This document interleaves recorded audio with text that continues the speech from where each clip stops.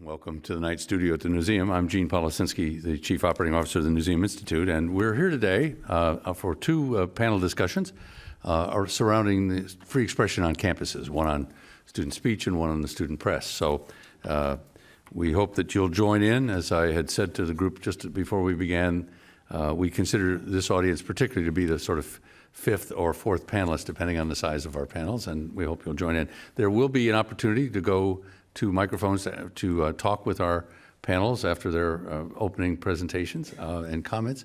Those microphones on either side of the room, if you could. And if you line up, keep it to about 3, just to give us a sense of how many people we're going to have going. We'll try to get as many of your questions in. And we do have a second panel scheduled to start around 4 p.m., depending on our timing. So let me introduce this first panel. First, to my immediate right, Jeff Herbst, who is President and CEO of the Newseum and the Newseum Institute. From 2010 to 2015, he was President of Colgate University, previously serving as Provost and Executive Vice President for Academic Affairs and Professor of Political Science at Miami University in Ohio. For 18 years, he taught at Princeton University, where he also earned a bachelor's degree summa cum laude in 1983. A master's from Yale, doctorate also from Yale. The author of the award-winning States in Power in Africa, with co-author Greg Mills, Africa's Third Liberation, as well as the recently published How South Africa Works and Must Do Better. For this particular program, particularly, he is the author of a white paper published by the Newseum Institute, addressing the real crisis of free expression on campus, and most recently in the Chronicle of Higher Education, along with Jeff Stone, the new Censorship on Campus. We have copies of those. You may have seen them as you entered. If not, as you leave, you can get those copies. To Jeff's right, Catherine Ross, Professor of Law at George Washington University, very bad error on my part, sorry, specializing in constitutional law, author of Lessons in Censorship, How Schools and Courts Subvert Students' First Amendment Rights, named the best book on the First Amendment by Concurring Opinions First Amendment News, winner of the Critics' Choice Book Award from the American Education Studies Association. An elected fellow of the American Bar Foundation, Professor Ross is former chair of the ABA Steering Committee on the Unmet Legal Needs of Children, former chair of the section on law and communitarianism, I believe it is, of the Association of American Law Schools, serving on a variety of ABA committees and the editorial boards of Family Courts Review and Family Law Quarterly. And then my colleague and co-conspirator in organizing these panels, John K. Wilson, who is co-editor of AAUP's Academe blog, author of Patriotic, Correctness, Academic Freedom and Its Enemies, along with other books, including Barack Obama, This Improbable Quest, and Trump Unveiled, the most recent, I believe.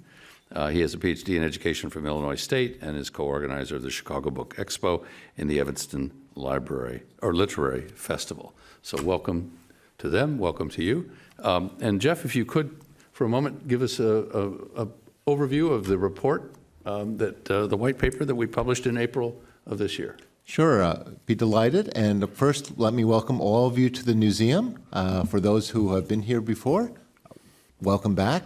For those who have not, we're open till 5 p.m. today.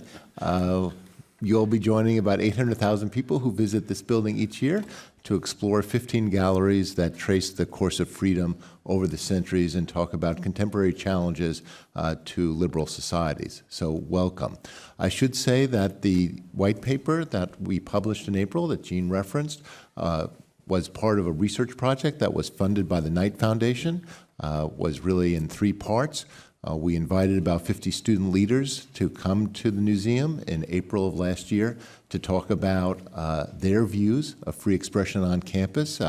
They came from big, small, public, private, religious, military, and other types of schools, and those meetings were quite consequential in my thinking about these issues. We had a video contest where we invited students from across the country to submit 3-minute videos on how their campuses had addressed difficult issues while promoting free expression. That was an experiment, but we wanted, given that students live so much of their lives on video these days, we wanted to meet students where they are and have them use the medium that they were most comfortable with. And then finally, the white paper, which we've been circulating. I was an academic, so, and I still am, I guess, so I'm used to a long analytic apparatus and then delivering the bottom line in the final paragraph of a 40-page paper. But now I hang out with journalists and former journalists who have led me astray, where I'm constantly reminded to give the bottom line first because they may not read any further. Although I hope you'll stay. Please come on in. Yeah, come on in. It's okay. So the bottom line is this. We've been focusing a lot as a nation on controversies around speakers on campuses, people who have not been allowed to speak, sometimes chased off the lectern. Those are important moments, and I'll have things to say about them in a moment. But I think the controversies over speakers on campus obscure a much larger problem about student attitudes towards free expression. And indeed, the controversies over speakers and the incidents that have happened at only a few campuses, given the 4,000 or so across the United States, are indicative of a much larger problem that we actually have to focus on. The speaker controversies, which you're all aware of and which I will not go over, are difficult and bad moments, not only for those campuses, but for the country at large. And I think things are getting worse. While I haven't done a count, certainly the quality of them, or the lack of quality, or the issues keep getting worse, seem to be increasingly violent. And we're now seeing not only speakers being disrupted, but classes being disrupted. And that is extremely upsetting, I think, to all concerned. Most recently at Northwestern, where an immigration official who was addressing a class was kind of chased out of the classroom. These are traumatic for campuses, but they are also, I think, a problem for a society at large. I think there are two bigger issues, at least. One is the perception of the public, because of these incidents, is continuing the delegitimization of the Academy and making people even more skeptical of the purposes of higher education. That's a big issue at a time when public funding for public universities, and indeed funding for all universities, is kind of up for grabs. And the widespread perception driven by what are still isolated incidents is hurting the reputation, the perception of higher education. But also, I think, and Jeff Stone and I argue this in the Chronicle of Higher Education article, the controversies over campus are driving, to some extent, the politicization of free expression in the country, that what should be our baseline foundational rights are increasingly seen as another set of issues that left and right disagree on. And at the moment, because most of the speaker controversies are conservative speakers being prevented from speaking by progressive or liberal students, that's the split. At other times in our country's history, it's been other way around or different. But there's no doubt that as everything else in our society seems to become more polarized, the right of free expression is becoming polarized, and I think campus incidents are driving that. So these issues are not only important for what's happening on college campuses, but for the nation as a whole. I do believe that we focus too much on the speaker issues per se. There are 4,000 campuses in this country, and you can tell almost any story you want by cherry-picking a few of the campuses. Charles Murray was, alas, we seem to be losing our audience, but Charles Murray was chased off the podium at Middlebury, and that was a bad moment for lots of reasons. Charles Murray has also spoken at a large number of campuses across this country over the last few years with no incidents whatsoever, or with people raising objections to his views in ways that are quite legitimate, silent protest or challenging him in questions and answers. We have to be careful, given the wide number of campuses in this country, not to cherry pick. And I also think that focusing too much on speakers, again, obscures the bigger problem. And this is my criticism of some of the laws that are being produced in state legislatures these days that will prevent speakers from being disinvited. While I don't necessarily think those are terrible laws, I think they miss the problem.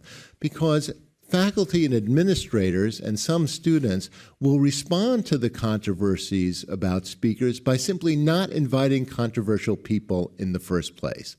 And that self-censorship, if you like, is a major problem and maybe a much bigger issue across more campuses than the number of speakers being chased off the podium. After Ray Kelly was prevented from speaking, former police chief in New York City, prevented from speaking at Brown, people at a bunch of campuses said, well, we probably don't want to invite Ray Kelly to our campus. That's a big issue, and a bigger issue, I think, than what the state legislatures are addressing. And in fact, I worry about the legislation that has passed in at least one state and is being considered by others may further self-censorship because faculty and administrators especially will say, wow, I have to be really careful because if I make a mistake and something comes up after the fact on why this was not necessarily a person I'd want to invite, then I'm really stuck. So maybe I should just make sure there's not a whiff of controversy about anyone. So the law of unintended consequences, which hangs heavily over all that we do on campuses, may apply to this role also. I think the real issue that we have to address is student attitudes.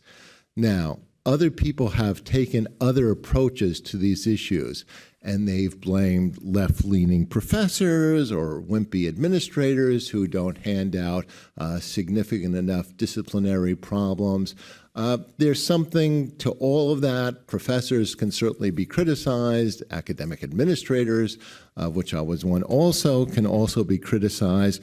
But I think we have to understand the problem fully, look at student attitudes, because students aren't a blank slate when they cross into college on the first day, which is my primary criticism. People say, oh, the college campus is a bubble. The students walk into it and are infected by these attitudes from the faculty and the administrators. The students have views of their own, which they developed long before college, and they have agency and are actors, and I think we have to take them very seriously. And when you talk to young people, and too much of this debate is older people, if you like, talking to older people about the issues that they care about, you get a different take sometimes. At the April meeting, which I referenced before about the student leaders who came here, well, what's so interesting is they weren't real interested in talking about trigger warnings or graduation speakers or a lot of the other things that older adults had focused on. Rather, they were especially interested in talking about free expression on campus and how they spoke to each other, and especially how free expression was tangled up with diversity and controversies around offense to particular groups. And that's the issue, I think, that the set of issues that motivate students. What I write about in the white paper is that there has been the development over time among many young people, and I recognize that it's very hard to generalize, but I think we have enough polling data now to make some assertions, where there's essentially been a carve-out of the First Amendment, which goes along the lines of the right to non-offensive speech, and that students are willing, in varying degrees, to tolerate restrictions on speech which is seen as offensive, especially offensive to minority groups. These attitudes begin, or at least we can document them, in high school. The Knight Foundation did a 2016 survey of high school students and teachers and found that while the students said that people should be allowed to express unpopular opinions, 91% agreed with that, only 45% of students agreed with the statement that, quote, people should be allowed to say what they want in public, even if it is offensive to others, unquote. And that only 43% concurred with the statement, people should be allowed to say what they want on social media, even if it is offensive to others. So the claims that, well, the students support the First Amendment, I think you have to go deeper than that, because they support the First Amendment, but with significant exceptions.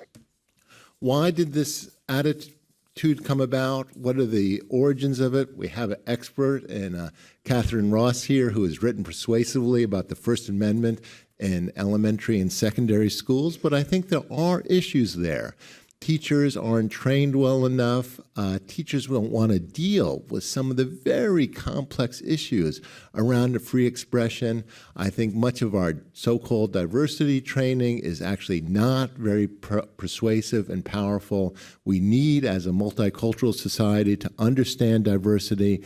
I think it's not being done well in elementary and secondary schools now, and it's being led to a view of just don't say anything. And that is causing many of our problems. Interestingly, when Knight surveyed teachers, they found that the teachers' attitudes weren't much different, only somewhat more in favor of free expression than student attitudes. So we see these same attitudes in college. The Knight Foundation, the Newseum Institute, sponsored a Gallup survey that asked students about their opinions about the First Amendment. 69% of students favor limitations on speech that is deliberately upsetting to some groups, while 63% support policies that restrict the wearing of costumes that stereotype particular groups. Notably, all student subgroups, including whites, men, and Republicans, support restrictions on slurs and costumes. And 54% of students agree that campus climate prevents some people from saying things because they believe that others might find them offensive.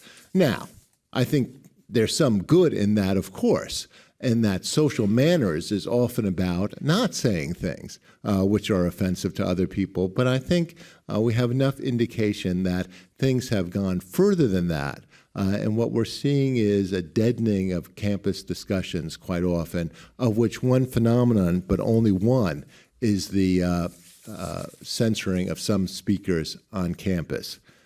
Running out of time, and I very much want to participate with my colleagues on the podium and hear from you, but I do think there are some important actions that we must take. First, I think we have to look at how we are teaching the First Amendment starting in K through 12.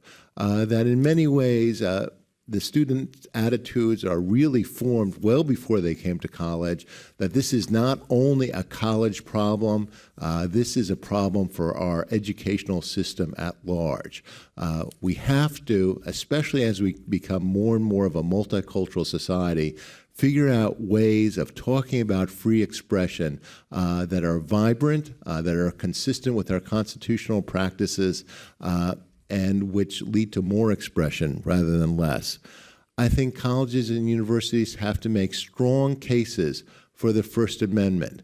Now, this can be phrased other ways, and I know some people believe, and I respect that this argument should be phrased that students should believe in the central mission of colleges and universities, which is pursue courageously the pursuit of knowledge. I believe that also. I happen to frame it in a First Amendment perspective, in part because it's my job, but also because I don't view college quite as a critical moment in terms of the development of student attitudes as many others. That I think college is a moment, but students had these attitudes before, they'll have these attitudes after, and it's more powerful to frame it in terms of our constitutional developments. I also think that when talking about the First Amendment and freedoms, we have to meet students where they are. Too many college and university presidents are giving great speeches about the First Amendment at graduation.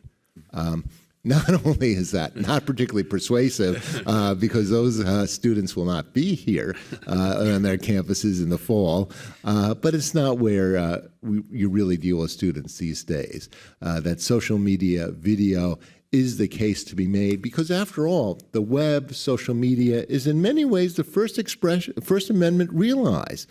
This tremendous flowering of expression is really powerful and great for our society in all kinds of ways. And we have, and colleges and universities have to make those cases, not only in very formal speeches and indeed in white papers. I think we have to make the case, especially to students from minority groups and those who feel alienated from the current social structure, that the right of free speech, right of expression is particularly important to them. And one of the changes I think we've seen from the civil rights movement in the 1960s, where Dr. King and many others embraced all the rights of the First Amendment, is skepticism today on the part of many who feel alienated from America, that free speech, the right of free expression, is important to them. As Jeff Stone and I argued in the Chronicle piece, we think it's particularly important for students who want to advocate change to be advocates of free speech, because it's an illusion to believe that other speech can be censored without those students, weaker students in terms of their political standing, having their speech censored tomorrow. I think that's just a reality. And I think it's particularly important to make the case that if you seek change, then the First Amendment is your ally. And finally, I think colleges and universities do so much good in terms of championing the things that their students do well, whether it's for social change, environmental action, and the like. And the colleges and universities have to do more to identify and reward those students who promote free speech and free expression. Certainly around speakers, security costs and the like have to be paid by colleges. That can't be allowed to be a deterrent to speakers.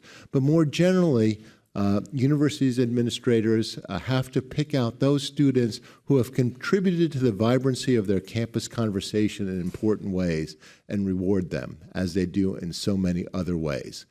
So these are big issues. I think this problem has taken a long time in developing. It's not going to be solved overnight because it's not an issue as big as it is that colleges and universities can address by themselves. It's a societal issue.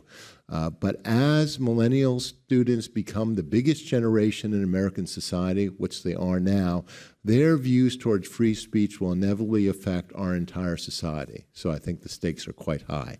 Thanks so much, and I look forward to our conversation. Thank you, Jeff. Welcome back to the night studio, Catherine, and your reaction and thoughts. Thank you, Gene. I'm really always happy to be here.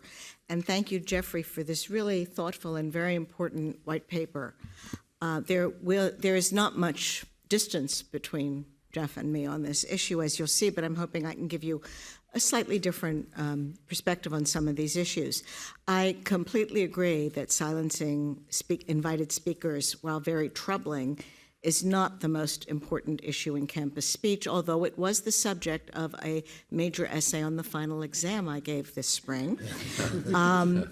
But the attitudes of students are really the key to addressing what we lawyers call chill, voluntary silencing of one's own speech, and censorship on campus in every form, whether it's from administrators in the classroom or silencing guests. Student attitudes absolutely are critical, and I agree that the recent survey data about what students really think when you push them is disturbing, though not surprising. Students are not a blank slate.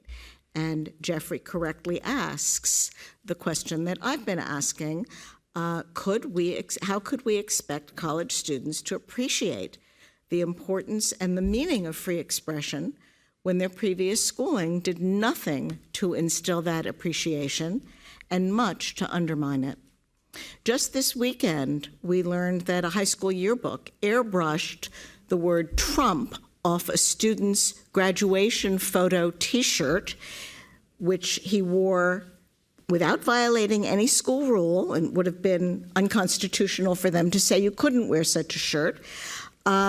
But this followed a series of reports in which students were told that they couldn't wear Trump or Hillary T-shirts because it might offend and upset other people in their classes. And this is pure political speech at the highest level of our First Amendment protections. In this particular yearbook instance, the faculty member was suspended briefly, but in most instances, there are no repercussions for the educators who make these wrong calls.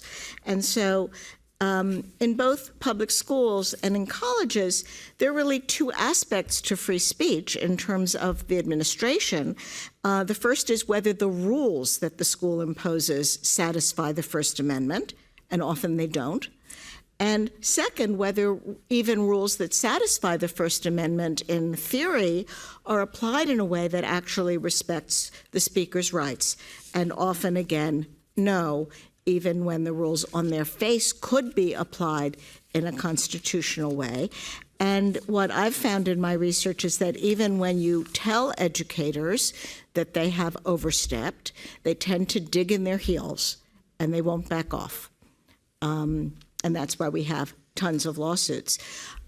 In fairness to educators, it is true that they are not lawyers, and they don't receive training in even the best graduate schools of education about First Amendment rights and other student rights. So that's one starting place to get that into the curriculum. And even if they had had some exposure, one wouldn't expect them to necessarily be able to handle these very delicate decisions that are often involved in speech cases, which are very fact-specific, and they might need some extra guidance. They often don't get the correct guidance from the school district's lawyers. That's another problem. And sometimes they are violating constitutional principles that are so clear that a first grader could tell them, you're wrong, if the first grader had learned anything about free speech. Okay, so what students learn from these violations of their own rights and the rights of their peers is that they can be punished, expelled, and even sent to reformatories for speech that offends someone, whether that someone is one very vocal parent in the school district who marches into the principal's office or the principal.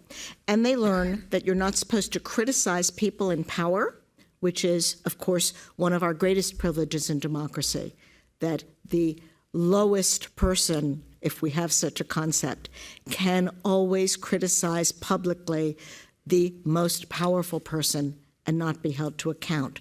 And that is a principle that runs through all of the Supreme Court decisions on freedom of speech. And the chill not only silences speakers, but it prevents students from being exposed to varied viewpoints, and it prevents them from learning how to deal with speech that disturbs them and that they find offensive. And one of the things we should be teaching kids when we have them under adult supervision in K through 12, which is really different from a college, is how to handle those kinds of profound disagreements. And I hope, although I can't prove it, that if people learn to do that at a younger age and with some help, then we might be able to have better conversations as adult citizens.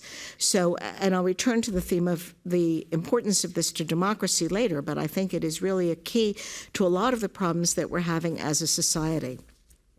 So recently, a college student at a very good school told me that when she asked instructors why they avoided certain topics or viewpoints, specifically conservative viewpoints, in response to some of what was offered in the curriculum, one said, "I don't want my class on the front page of the campus newspaper."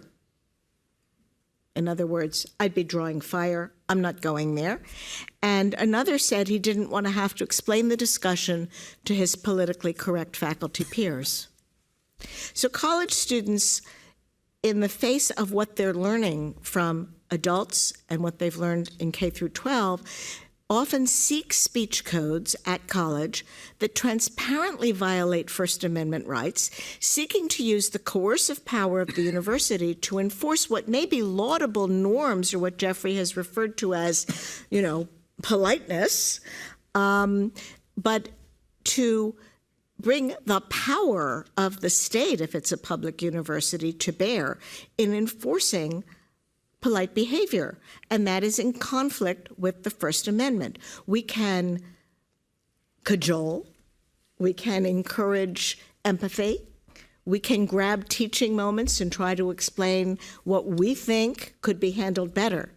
But coercion and punishment are what, and previous silencing, censorship, are what the Constitution prevents. So students who don't understand that and are trying to promote norms like dignity and respect try to silence hurtful words and sentiments, and even gestures and inadvertent facial cues like rolling your eyeballs are barred by some college codes.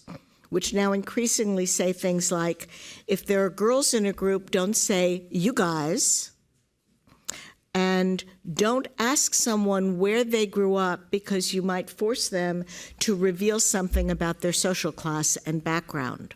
So how are students supposed to navigate these rules carried by enforcement and try to get to know someone who was just assigned to them as a roommate or who they met in class?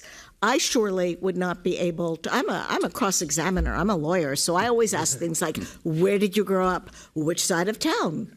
And all those follow-up questions. I never thought about it as outing them. So, maybe I need to be more sensitive, but the rules can't go there. Moving forward, colleges and K through 12 schools must learn to understand and to teach and honor at least 3 principles that are central to the First Amendment. The First Amendment protects even intentional hate speech because, as the court said in the Westboro Baptist Church case, as a nation, we've chosen a different course to protect even hurtful speech on public issues so that we don't stifle public debate.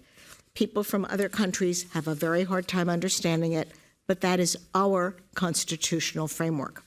Second, that you cannot defend as an institution, if you're a school, an administrator, whether K through 12 or college, you cannot tell a court, okay, I silenced speech, but I did it to protect someone else from hurt feelings.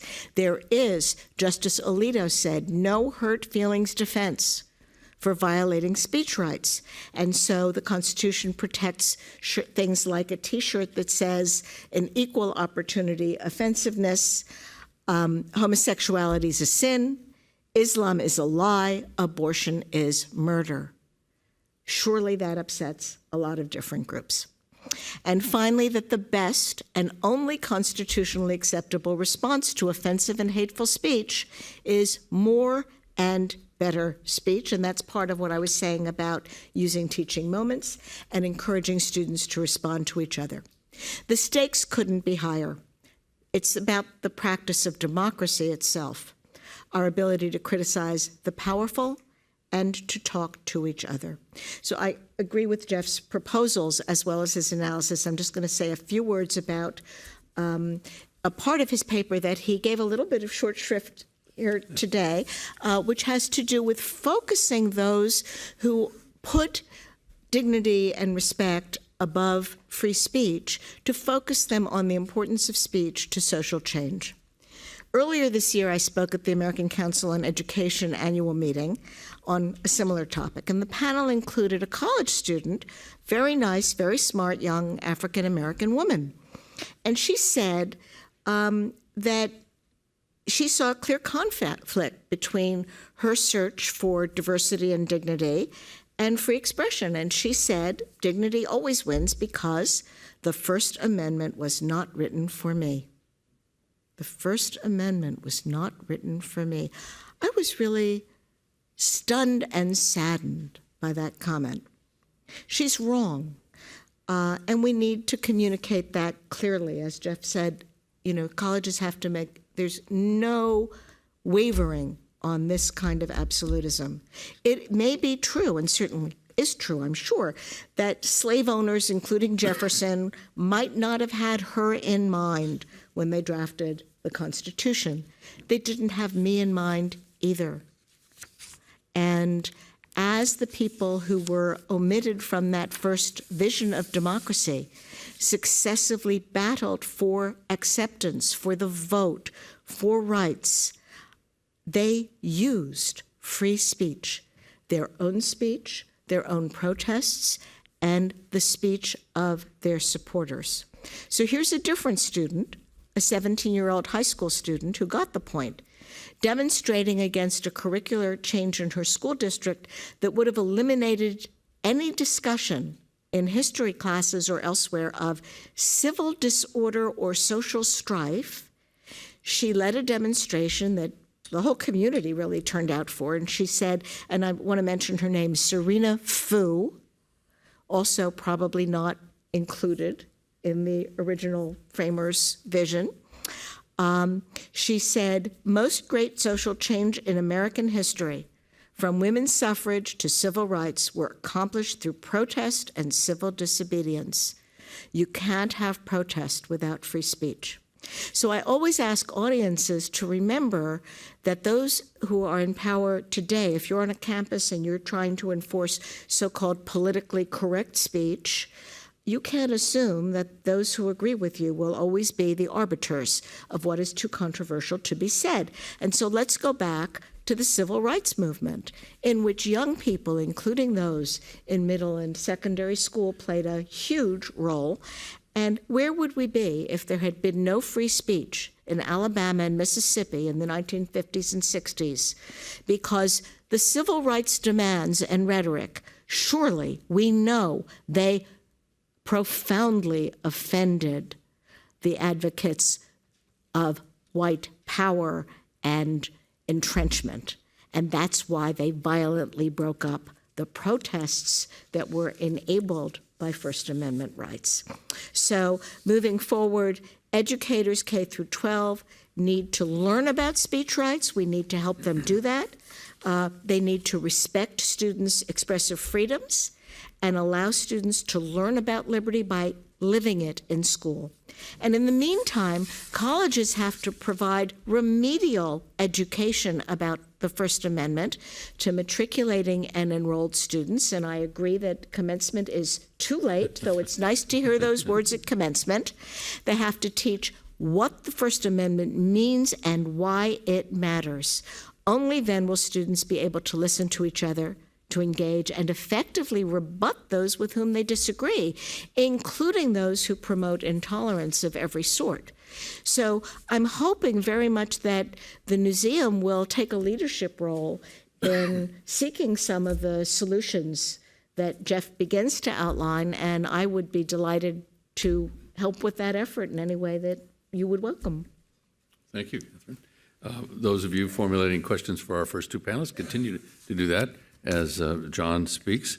I think I may have led you astray. It looks like there may be one mic rather than two. So the mic is over on that side. At least I can see that from here. There is one there? Okay, it's lost in the darkness. So good, we're on our way.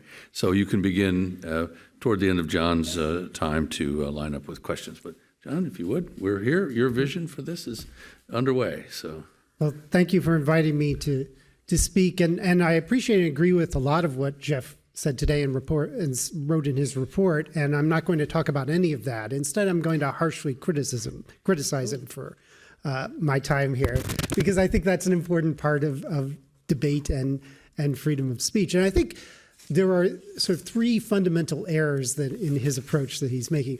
One is this idea that free speech is in crisis. I say there is no crisis for free speech on campus. The second is his belief that millennials are a uniquely anti-free speech generation. I think there's nothing special about millennials. Third is his idea that students are crucial to the state of free speech on campus. I think students are generally powerless and unimportant. And in fact, the real power on campus belongs to administrators and people with money. And those are the main threats. And I think by focusing so much on students and their attitudes and that, I think we're missing the point. But let me start with the crisis of free speech on campus. As a historian of academic freedom, I look back at history, I sort of laugh when people worry about how terrible free speech is today, because it was much worse in almost all of the past. And maybe you can find some spot in the near past where there was some greater amount of free speech than there is today, but it's really not a significant difference. In fact, higher education has an enormous amount of freedom today. It's one of the freest institutions in our society.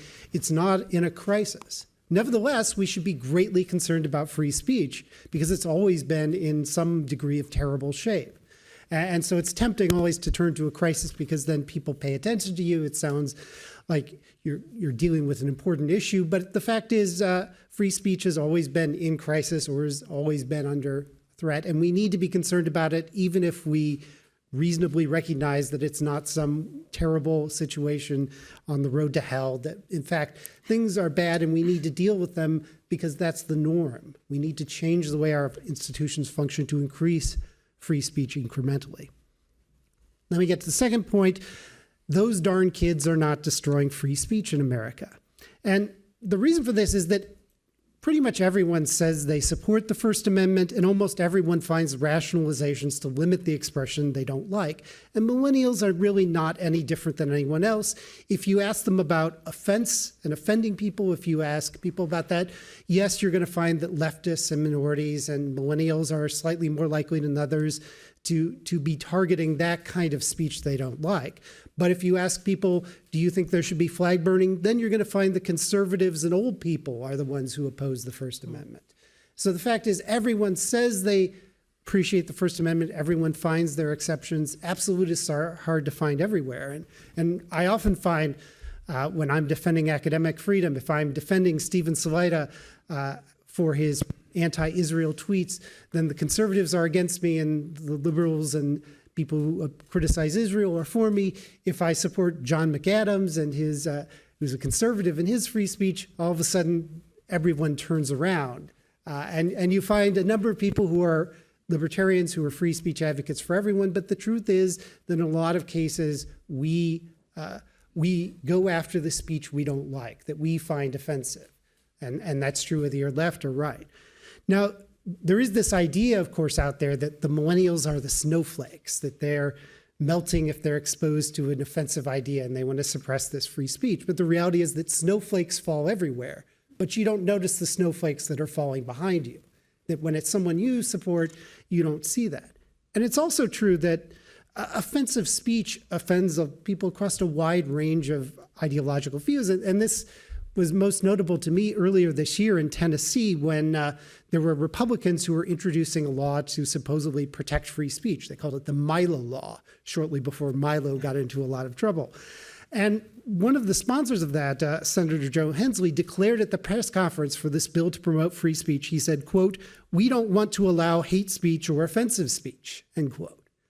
And in fact, this bill, the original bill, actually included a limit on offensive speech. Now, here's someone who's a conservative, white, Christian Republican who's 61 years old saying we want to ban offensive speech in a bill that's to protect free speech. So the hypocrisies are out there on all sides, and pretending that one generation is the source of them is, I think, misguided. I also think that if you look at the actual threats to free speech on campus, it's a much more surprising figure than just these left-wingers who are protesting on campus. And in fact, there was a study done by Sean Stevens at Heterodox Academy, who did a study of the Foundation for Individual Rights in Education, FIRE, their database of disinvitation attempts on college campuses from 2000 to 2016. And what this survey found, the study of these disinvitations found that in terms of actual effective cases where the speaker was disinvited, left-wing speakers were more likely to get disinvited than conservatives. There were 53 cases where left-wing speakers were disinvited, 50 cases where conservatives were. Now, it is true that there were more attempts by the left to suppress freedom of speech, to get rid of these offensive speakers, but they were less effective. And I think you have to understand that, and this really is my third point, is that students are not the ones with power. And students protest and make a loud fuss because they don't have the actual power to do what people with power do, which is to go behind the scenes and ask for censorship. So if you're the president of the university, you don't publicly announce that you're going to ban a speaker, you just do it quietly if you want to get rid of them. If you're a rich donor, you don't have a loud protest, you quietly call the president of the university. If you're the head of the state senate, you don't have a protest in general, unless you're making a political issue out of it. If you want to censor somebody, you go to the president of the university behind the scenes. And those kind of cases, we don't hear nearly as much because they're intentionally done in a secretive way. And so in some ways, censorship is like an iceberg. We pay all the attention to the tip of the iceberg, which in this case are left-wing protesters.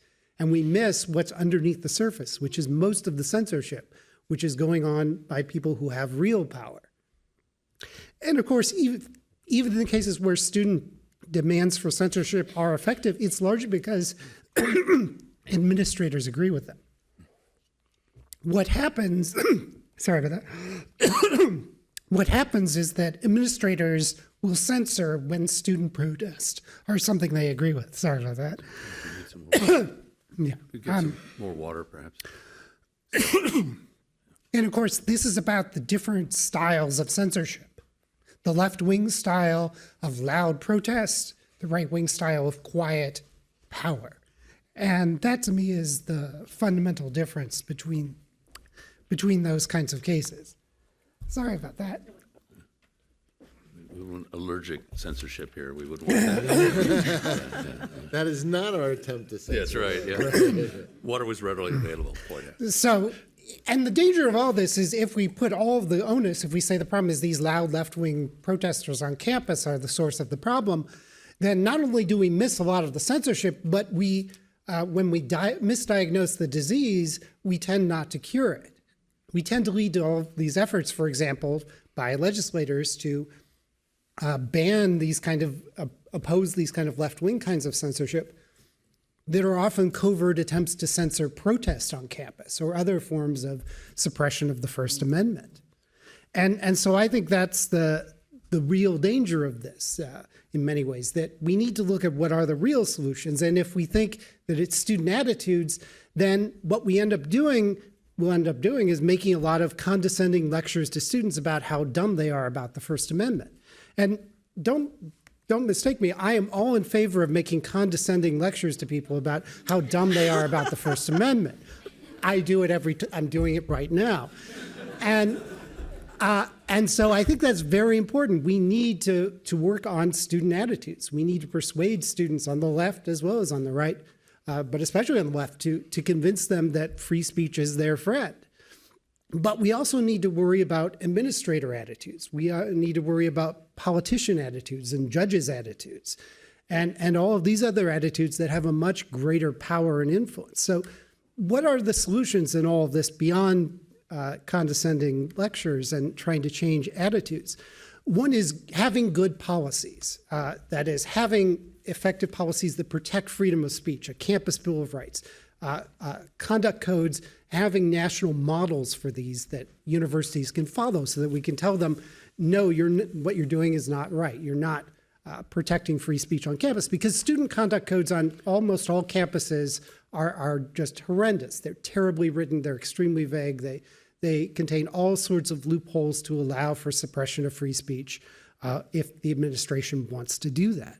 Second thing we need is transparency. We need full information about when students are being punished for their free speech, when there are acts of censorship on campus, and make sure that campuses comply not just with the requirements of Freedom of Information Act, but with a higher duty to reveal what is going on their campuses. Third thing we need is shared governance to ensure that the decisions are not just being made by administrators behind the scenes, but there is a much greater campus-wide knowledge about what's going on. A fourth thing we need is internal and external advocates for free speech on campus, groups like the AAUP, groups like FIRE, student groups on campus that are working as national coalitions to defend free expression on a rapid response basis and making sure the campuses that engage in censorship are not getting away with it. And finally, of course, this idea of creating a culture of free speech and debate on campus is what we need. That this is not just about rewarding students, it's also about rewarding faculty. It's about rewarding staff. Can you imagine, for example, a campus that would hire staff whose job it is to protect freedom of expression and organize intellectual debates on campus? Speaking as someone who is both unemployed and highly qualified for that job, I can assure you that no one has ever created a job like that on campus. And they should. It should be as big of a concern, or it should be at least a minimum concern when you have dozens and dozens of people involved in fundraising and all sorts, and PR and all of these things. Why don't you hire staff to promote free expression on campus? And so that to me is what we need to do. We need to make sure that students have these rights. They have the right to protest, they have the right to free speech, because when they see their own rights whittled away, when they see that universities don't respect their freedom, they tend to see free speech as a sham. They tend to see it as something that doesn't really belong to them. And so they don't listen to the arguments that you need to protect it for everyone when they don't see it as something that protects themselves. So that's the idea I think we need, is a much stronger commitment to free speech on campuses. Thank you. We could have a brief response or go to questions, I think, if we're okay. I think so. But we'll have a chance to respond later. Okay. Question, if we could. please. And there is indeed a mic on that side. So, yeah, but please. Broadly speaking, I wanted to know if there was a difference between when a campus organization, if they invite a speaker, versus when the institution, the college campus, the university invites a speaker. Do you see, would your answers be the same, or is that a difference? And the reason why I asked that question is because in the article provided, there's a statement that minority students and their supporters see free speech as the enemy. And my question is, what is the support for that versus the understanding or the belief that perhaps the students and their supporters are focused on how tuition dollars are being spent and whether or not those dollars are being used to support ideology that they may perceive to be racist? And how is that different conceptually from the 1980s movement for divestment in South Africa and the like? So, yeah. Those are really good and complicated questions, and a set of them.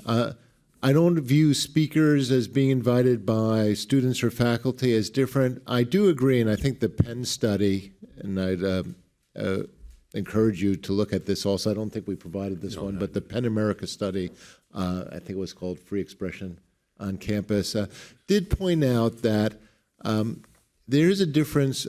Speakers who are for graduation or who are receiving honors, I think they have the right of free speech too, but it's a somewhat different, and I think it's a legitimate cause of debate. I don't favor shouting down graduation speakers or anything like that, but speakers who are participating in formal university events, graduation, or giving or being given awards, that's a different set of controversies to some extent. Like I said, I don't think they should be chased off the podium either. But there have been cases where people have said, we'd like to hear this person, but we don't think that they are deserving of XYZ award. Fair enough. So I don't think that there is a difference per se between student and faculty invited speakers.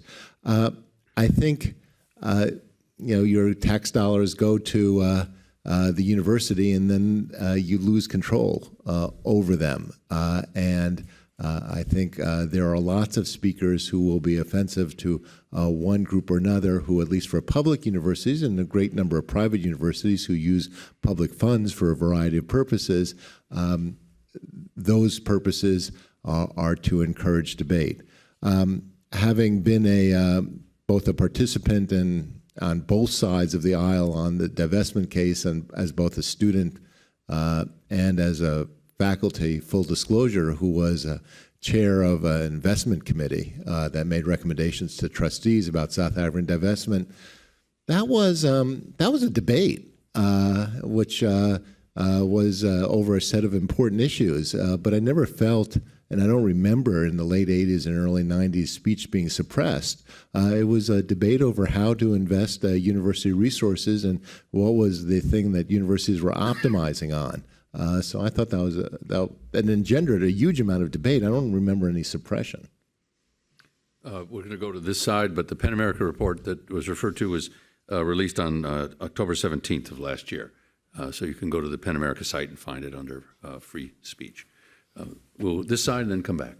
Yes, my name's Trent Bertrand. I'm an adjunct professor at Johns Hopkins. This is sort of a personal issue for me because I started my career in academics, then went on to the World Bank, and for the last 6 years I've been teaching international economics at Johns Hopkins. In December of this year, I had what I hope is a very unique experience of being met by campus security at my classroom, being barred from entering the class, being escorted from the building, and 2 days later being suspended. All of this was on the basis of a couple complaints by 3 students out of 68 students. In reaction to some of what you're saying, I think most of the students in my class have sent in many comments that were very strongly supportive of this. And I sort of view this as not only an attack on the First Amendment, but even going further back as an attack on the Enlightenment, as perhaps defined by. If you could move to a question, I understand you need to set sure, a premise, sure. but please do in the interest of time. Okay, well, Yeah, I'll get to my question. My question is, and I think it was touched on a bit by Catherine Ross, that incidents such as mine, in which I taught a class in which I tried to give students both perspectives on issues, to then face a treatment such as I met was sort of discouraging to me, but I'm a very old fellow. I've been at this for a long time. I could imagine a young professor that Catherine was talking about would stay away from these issues. And so, you know, it's not, I don't think the question on diversity is so much diversity on skin color and who you're having sex with, and that's where most of the diversity is focused now, but on the diversity of opinions between the wide spectrum. And so my question is, how do we address this? You know, there's been a few cases, which I think is a terrible idea, that have come up in state legislatures of trying to force universities to hire people that are of a different political perspective than the dominant liberal orthodoxy. And I think that's a very bad idea. So the question would be then, how do we address that kind of circumstance that describe both I think your individual circumstance, what goes on in the classroom, and you're talking about the larger push to, if you will, diversify the orthodoxy on campus. Well, I think that the key thing to this, in intellectual diversity and trying to, you know, put your finger on the button and decide what ideology is going to get hired or not for a particular job is a terrible idea. And it puts control in someone else's hands and it bases decisions other than academic merit for hiring. The key issue in protecting intellectual diversity is to protect academic freedom, to protect the right of people to express ideas. And if you protect the right of people to say what they want, then they will tend to say a large variety of things. I agree fully with protecting academic freedom. And I agree fully that I don't want to put on hiring decisions thumb on the scale depending on the perceived ideology, political affiliation, party registration of candidates. It just seems to open up all kinds of problems. I am more skeptical that academic departments left to themselves will promote intellectual diversity in all cases. And I think there are all kinds of good arguments for that. I think that administrators can set the tone for promoting intellectual diversity, can send signals out without interfering in particular job hiring situations. Question here, if we could. Yes. First of all, thank you all for being here. Your comments are very interesting. This is a question for Jeff and then anybody else who'd like to chime in. You're basically saying, as I understood you, that we can't lay all the blame on this to the extent you perceive there's a problem. You can't lay all the blame at the feet of the universities. We have to look at what we're doing in the elementary schools, the junior highs, the high schools. But doesn't that go back to the universities? Because all those people teaching there went to college. And I think it's telling that all the teachers and the students' political views on this are quite close. The numbers that you had there were in the low 50s for the teachers, the high 40s for the students. So yeah, if you could just speak to that. Fair enough. If you want to trace it back, I mean, that's, you know, someone's professional training, which may have been 20 or 30 years ago, influences them. But I think, as Catherine said, if you look at the incentives, if you look at the policies of elementary and secondary school, they're also part of how teachers operate. I just want to be clear. I think, you know, John's point on they're not snowflakes, and I want to agree with that. And I was very careful not to use that vocabulary. I'm not saying that students are weak, that they lack self-esteem, that they're vulnerable. That's not what I'm saying. I'm saying they're developed, in some cases, a robust and different, and I would just say wrong, understanding of the First Amendment. But I don't buy into some of the pejorative language that's associated with criticizing students. But I think, yes, and I was very glad to be associated with the School of Education when I was provost at Miami. There are issues of teacher training, but I think there are also issues of what teachers face every day in terms of the incentives they face. And Catherine may have a I think that's view. absolutely fair. I'm very respectful of the difficult decisions that teachers have to make, often in a very tense moment. A student is saying something very provocative. They don't have my depth of knowledge of this subject matter, and they have to see, is there a risk of serious disruption, which they are allowed to control.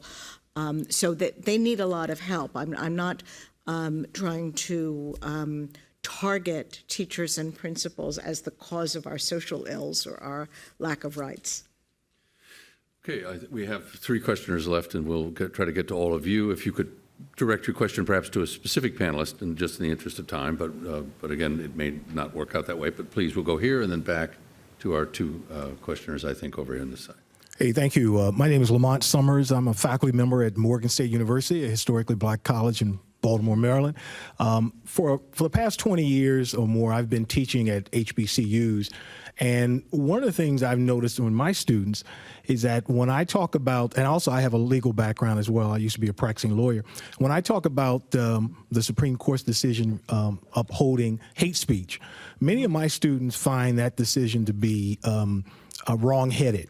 They just don't understand how a Supreme Court could validate the use of hate. How could hate be considered an idea? I think that the late Justice Scalia said that it was a communication of an idea.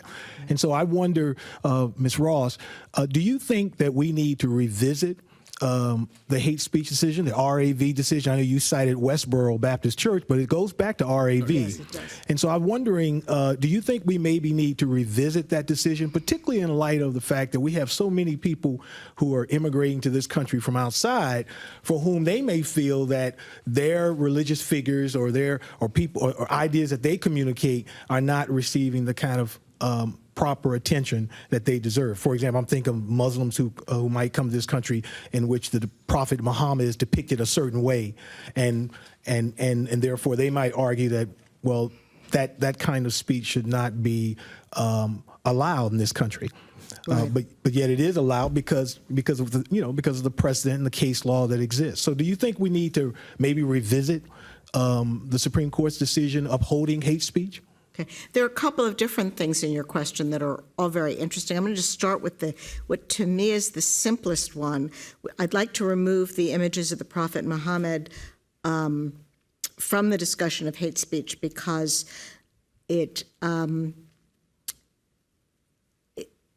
first of all, there's a very deep division among Muslims about whether it is or is not acceptable to depict the Prophet Muhammad. There are also issues about allowing one group's religious preferences to dictate what other people can say. And it's not, I think, in any classic understanding of hate speech in, for example, the EU countries or other English-speaking countries, all of which limit hate speech, that would not be included as hate speech. So I'd like to set that to the side. The case that you're referring to, Mr. Summers, just for those in the audience, the RAV case was the case in which the Supreme Court held that an ordinance that specifically said that speech directed that was derogatory and hostile toward certain groups, which it listed based on race, religion, etc., they said you can't prefer one kind of speech to another and disapprove. The government cannot do that. And so we can't distinguish among speech that criticizes, and also said that this would reach some political speech. And it was in a decision by Justice Scalia that went off in a direction that seemed rather unrecognizable at the time. And I totally empathize with your students, and I often teach Supreme Court cases with the bottom line that I think they were wrong. So there's a difference between, is this the right doctrine for us and what is our law? But I have to say, And I think there was a way of analyzing RAV differently. I think the way they analyzed it was a complete departure. But when you then go back into the First Amendment doctrine and the cases, what's very clear, and goes all the way back to Justice Holmes, that the First Amendment is there to protect speech we hate. Speech we abhor. Speech that we approve of or that doesn't bother us doesn't need the protection of the First Amendment. And so in that sense, I do think that RAV builds on something that is important in our tradition. Would I like to find a way of cabining that very offensive speech? And here I'm a little bit like the students who say, I'm in favor of speech, but not if it offends. And here I'd say, like, I'd like to find a way to set aside really nasty, targeted speech against groups we should protect because they are vulnerable, politically, socially, and in other ways. The problem is when you start trying to define what amounts to hate speech, and when you look at the European cases where people have been prosecuted for hate speech, people disagree enormously about what offends and what should be forbidden and where the lines are drawn. And then you get into one of the worst evils, which is the government deciding which speech is okay and which is not, which is the central evil that the First Amendment is designed to prevent. So ultimately, I have to say, I don't see a way to achieve that social goal that's consistent with free expression. It was RAV versus City of St. Paul involved the burning of a cross on the lawn of an African-American family by a teenager, for those of you. And we're actually coming up on the anniversary of that. It was June 22nd of 92, I believe, that decision was handed down. So there's a bit of an anniversary there. Gentlemen, I apologize, but we have gone over greatly on time. And I'm hoping that you can either reformulate a question in our next panel or that we will have an opportunity perhaps for you to talk to our panelists after. So forgive me for that. But thank you all and please join me in thanking our panelists for this part of the program. And thank you. We'll take just a very brief break and ask our next panelist to come up, and we'll begin our discussion of student press. So thank you very much.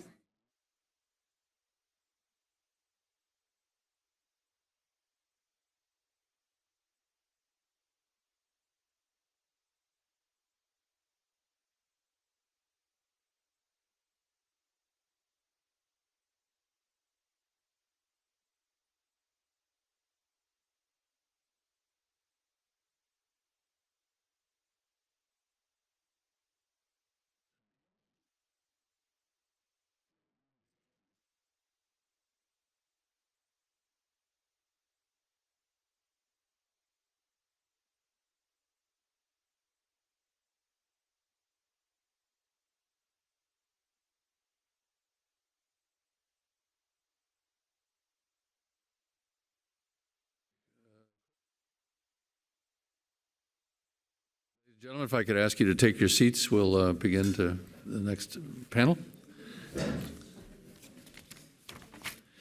And you're stuck with me again as moderator. So, but again, for those of you joining us either in later video or online at the moment, I'm Gene Policinski, and I'm Chief Operating Officer of the Newseum Institute. We're very glad to have you here for the second of two discussions today about free expression on campuses. The first panel on free expression, free speech, and now really moving to the state of free press, student press on campus. So joining us today on the panel, Frank Lamonta, who is Executive Director of the Student Press Law Center. Joined in 2008 after practicing law in Atlanta and clerking for several federal judges, I believe, including the 11th Circuit Court of Appeals. Also an award-winning investigative journalist and political columnist for daily newspapers in Florida and Georgia.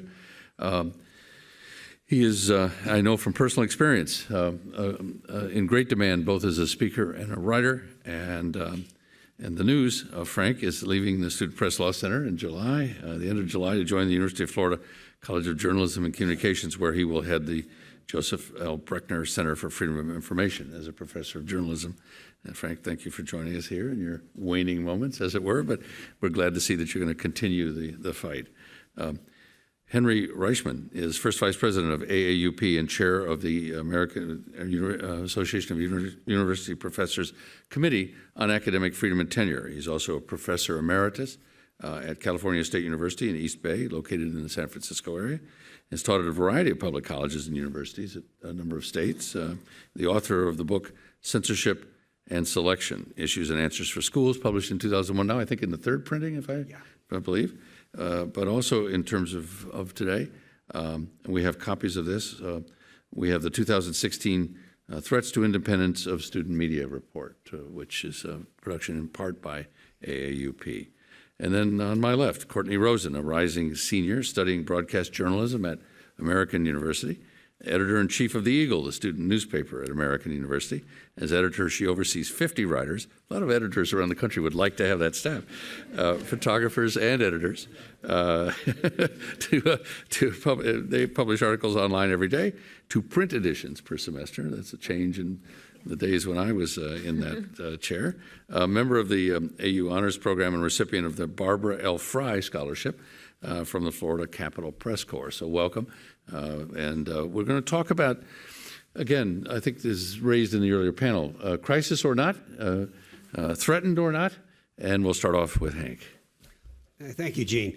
As Gene mentioned, the end of last year, we issued this report, Threats to the Independence of Student Media. It was written by a group of representatives from the AAUP, from the College Media Association, from the National Coalition Against Censorship, and from the Student Press Law Center, specifically Frank. And all 4 organizations endorsed the report. Briefly, how it came to be was simply Frank contacted me and was talking about the erosions of free press protections for student media, and in particular, he was concerned about the state of faculty and staff advisors to student media, because after all, students are there for a short time. Courtney will be editor for 1 year, I assume. And there's only so much you can do to the student in that case, but that's going to be permanent. There's going to be a successor. So, but the faculty advisor or the staff advisor is there for a career, and an administration or forces that wish to censor the press have a lot more power over them. So I agreed quickly, and we put together this group and issued the report, which I think we're all quite proud of. And I want to talk a bit about some of the background principles in the report. Frank, I think, will talk a bit more about some of the cases that are in the report, or others perhaps that have developed since, or what have you. I think in light of the previous panel, in the tremendous attention that has been drawn recently to controversies over outside speakers, over so-called political correctness, over trigger warnings, etc., the fate of the student media has unfortunately not attracted the attention it should. Because if, and I tend to agree with John that the crisis is at least overblown of free speech on campuses. It's not only ever all that much worse, et cetera, but the crisis of the student media is, I think, significantly worse than it has been in other times, in many respects reflecting some of the broader challenges that journalism and the media face in our society as a whole. This year is the 50th anniversary of the joint statement on the rights and freedoms of students that was drafted and approved by the AAUP and a slew of other organizations, including the Association of American Colleges. I won't read them all. And it's a statement that has stood the test of time quite well. And it has some specific statements about student media I think I'd like to actually just read to you. The statement declared, student publications and the student press are valuable aids in establishing and maintaining an atmosphere of free and responsible discussion and of intellectual exploration on the campus. They are a means of bringing student concerns to the attention of the faculty and the institutional authorities, and of formulating student opinion on various issues on the campus and in the world at large. Whenever possible, the student newspaper should be an independent corporation, financially and legally separate from the college or university. Where financial and legal autonomy is not possible, the institution, as the publisher of student publications, may have to bear the legal responsibility for the contents of the publications. In the delegation of editorial responsibility to students, the institution must provide sufficient editorial freedom and financial autonomy for the student publications to maintain their integrity of purpose as vehicles for free inquiry and free expression in an academic community. This, I think, is the fundamental purpose and basis of student media. The statement went on to elaborate certain specific safeguards, of which I want to mention two.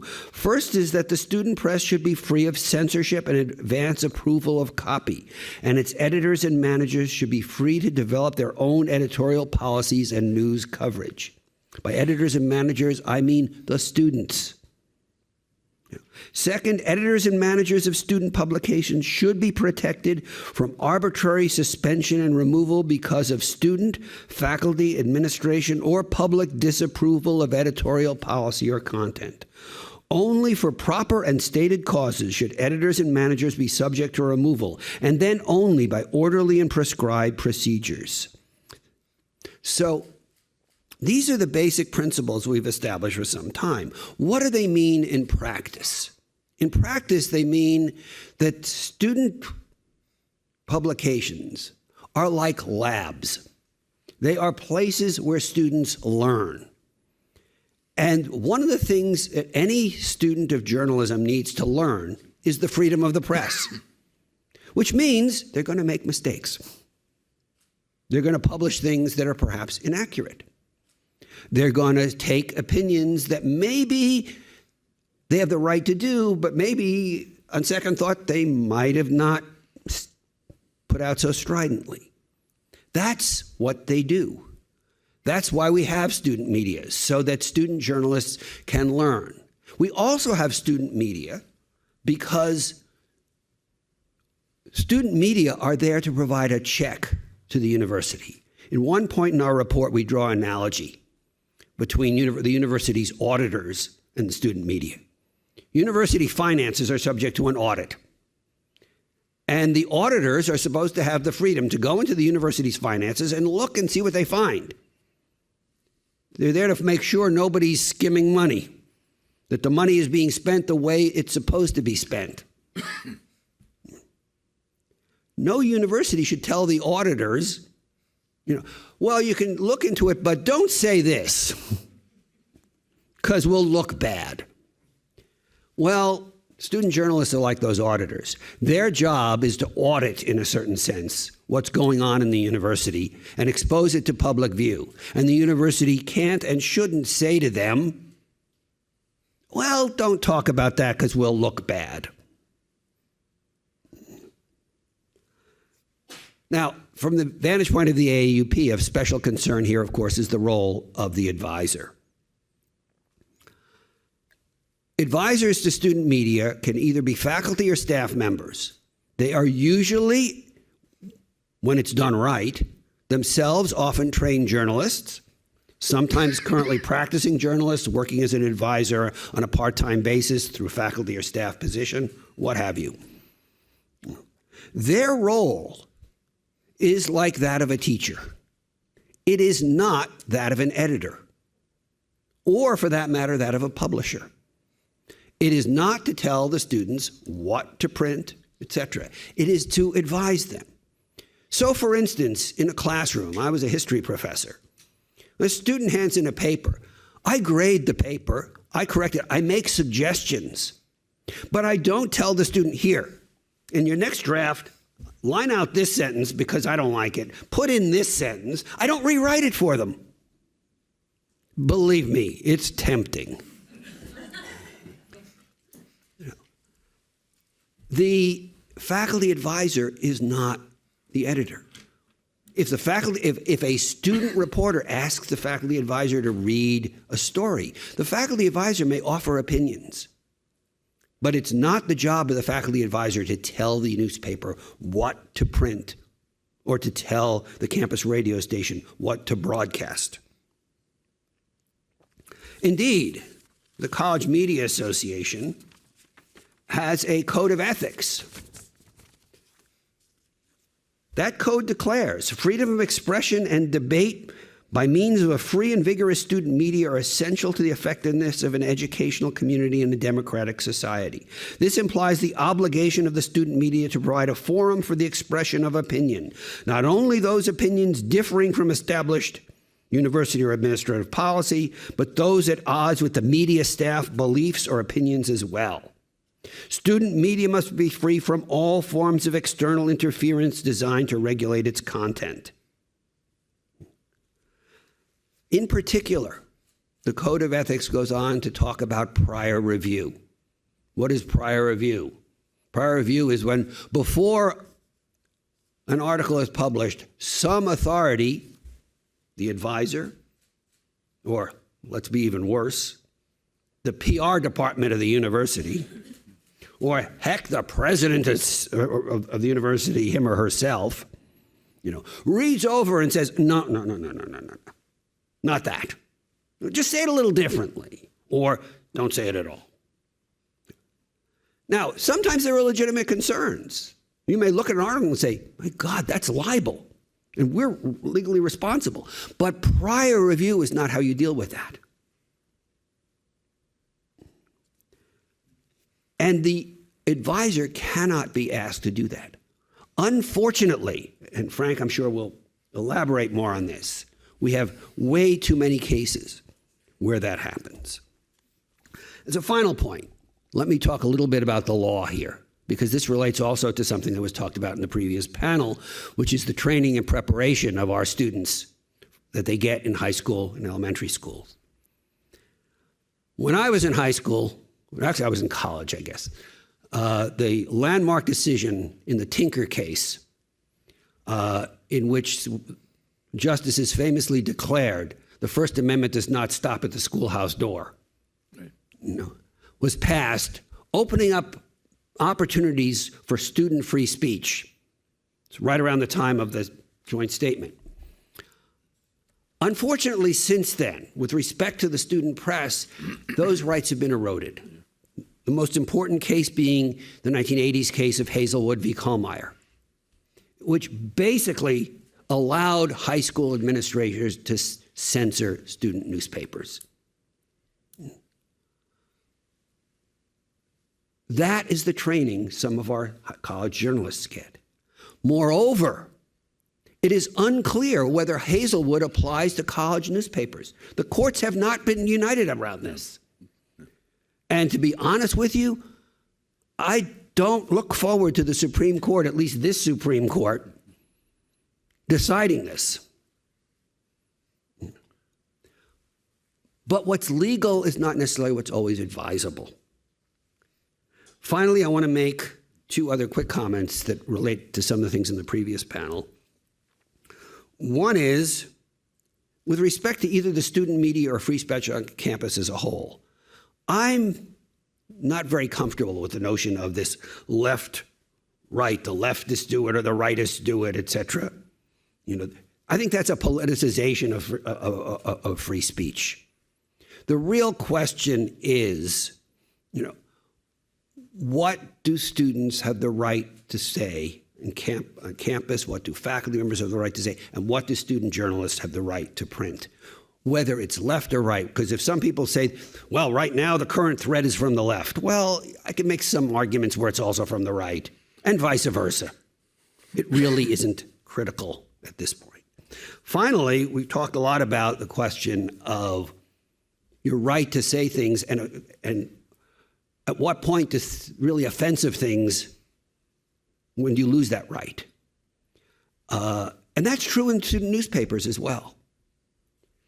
I once published a blog post titled, "Can I tweet that?" I meant, am I in my rights to tweet that? But I wanted to write a parallel blog post, should I tweet that? Many cases, probably not. It's your right, I'll defend it. Be wise about it. In a great recent book about free speech, 10 Principles for a Wired World, the journalist Timothy Garton-Ash writes that we should have the most vigorous protection of the right to speech, and we should have the most vigorous education of how to use that right. Yeah. And we can't have that education if student journalists don't have the freedom to learn and, like all learners, to make mistakes. I'll leave it at that. Thank you, Hank. Hank's laid out I think the statements from long ago and more recently on how it should work and how it should be arranged. Frank, you spend a lot of time, your organization spends a lot of time fighting the circumstances when it doesn't work out that way. Again, same question. Crisis, challenge, where are we with regard to student press? Yeah, so first of all, thanks for including the Student Press Law Center in this discussion today. SPLC, for those of you who haven't been familiar with the organization, it's been around for 43 years. It's a nonprofit advocacy organization, and we work every year taking calls from students and educators around the country and teaching workshops to inform people about their legal rights and working on the advocacy level to try to make those rights better. And hopefully we'll have a few minutes to talk about some of that advocacy work and some of the progress that's being made in states around the country, because I'm naturally an optimistic person and I don't want to make this a pessimistic talk. There are some things that are moving in a good direction. But let's talk about the problem. I do despair when I pick up the Atlantic Monthly or when I look at the coverage that's going on around the country of what we'll call the snowflake issue, that we're getting distracted at the fringes and the margins of the First Amendment, and we're losing sight of what's right at the heart, soul, and core of the First Amendment. And I do think that if you ask students on our campuses, that there is widespread agreement among students about that heart, soul, and core of the First Amendment, which is to say the right to call out wrongdoing by the government and to advocate for better quality government policies and services. I do not believe that students disagree as to that core First Amendment value. I do believe that there are disagreements at the fringes and the margins about where the line of harassment begins or where the line of threat speech begins. And frankly, those are good debates to have. And the students that are exercising their First Amendment rights to debate that should be commended for doing that. Where I lay responsibility is at the feet of the administrators of our colleges, who so often get a free pass here. We regard them with sympathy as being embattled, and we regard their decisions as being forced upon them by these mouthy, loudmouth students, when in fact, right, a student who is advocating for somebody to be punished for speech is just exercising their own First Amendment right to advocate, and it is the job of the administrator to stand up and stiffen up and to say, I am sorry, but the Constitution doesn't allow me to give you that remedy. And too often, we're seeing administrators not only knuckle under to that pressure, but actually affirmatively seek to expand their authority over student speech in really, really dangerous and mischievous ways. Share with you one case out of the University of Minnesota that hasn't gotten nearly nearly the attention that some of the Ann Coulter and Milah Law cases have, but is very, very much right at the heart of what the First Amendment exists to protect. A student at the University of Minnesota was brought up on disciplinary charges for making some flawed attempts at humor on Facebook, made some jokes about a mortuary sciences class that she was enrolled in. And the university hounded her in the courts literally until her death. She actually died 6 days after the resolution of this case. She was ill with a rare neurological disorder, and the university hounded her to almost to the day she died, trying to nail her with these disciplinary charges for making what amounted to failed attempts at humor on an off-campus Facebook page on her personal time. And they persuaded the Supreme Court of Minnesota to enter a judgment that stands today saying that it is now the law in the state of Minnesota that that your speech is unprotected by the First Amendment when you're a student if you speak outside the boundaries of accepted professional standards. In other words, there is now a professionalism threshold for speech on public college campuses, and governmental punitive authority can be brought to bear on you if you speak in a way that administrators deem to be unprofessional. That is a profound expansion of government punitive authority into people's off-campus private lives in a way that ought to be roundly condemned by anyone who believes in academic freedom and speech on college campuses, and yet nobody at the University of Minnesota has suffered any consequences for seeking this expansion, and to the contrary, they all still have their jobs today. Let me just segue to that, because what we're seeing at college campuses around the country is an obsession with image control.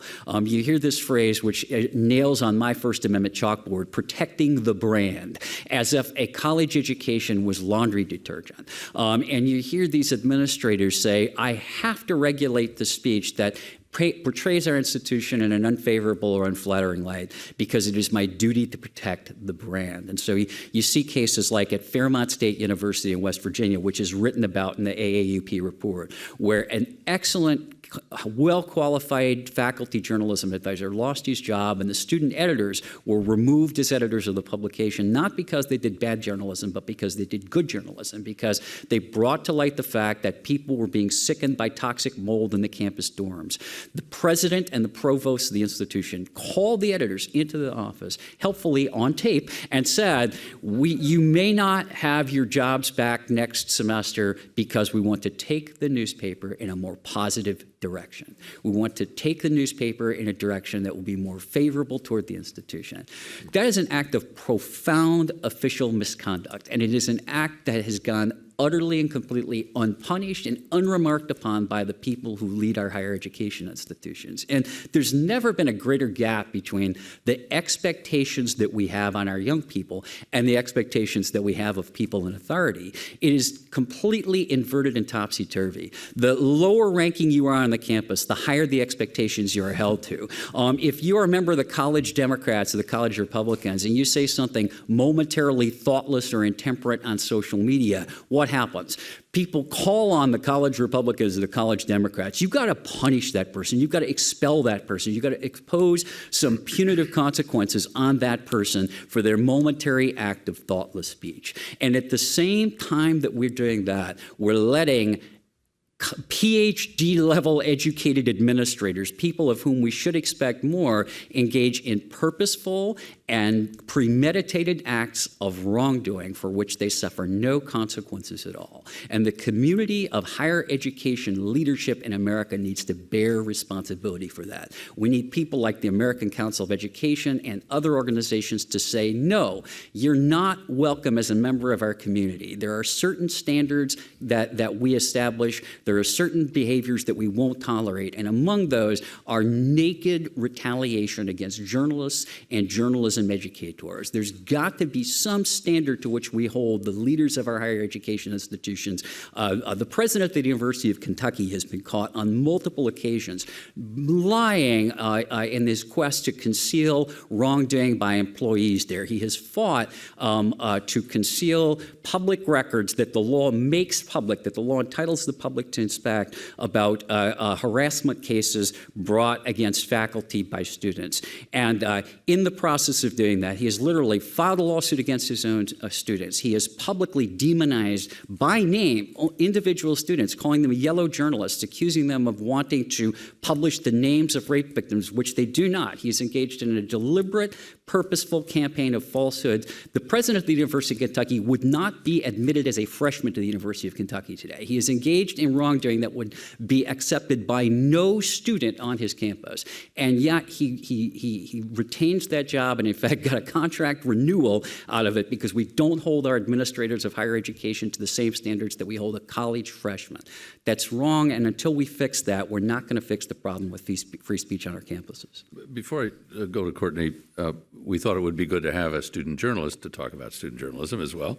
But Frank, from my own engagement in this, and at the risk of large, heavy objects coming out of the crowd, what about faculty members who are either not necessarily in the School of Journalism and Communication, but who see a different role in terms of free speech for a student publication? Who famously at Missouri, we had the professor, sort of saying, get that, I forget the catchphrase that was popular at the moment, but we've seen other campuses where faculty members will challenge students for not adhering to a certain point of view or being positive or attacking problems. What's the threat broadly, since we're involved with groups of educators here? Is that there, or you talked a lot about administrators, but what about the mood on a campus that affects other parts of how student media are perceived? Well, I mean, I do think it's important, right, for faculty to see student media as an ally, and I certainly appreciate AAUP doing that. That, right, when you silence student media, you are silencing whistleblowers on campus, and because the law is incredibly unprotective of the free speech rights of public employees today, if you silence that student newspaper, there is every chance that the abuse of employees on the campus will never be aired because the students actually have superior free speech rights on campus today to the people that work there.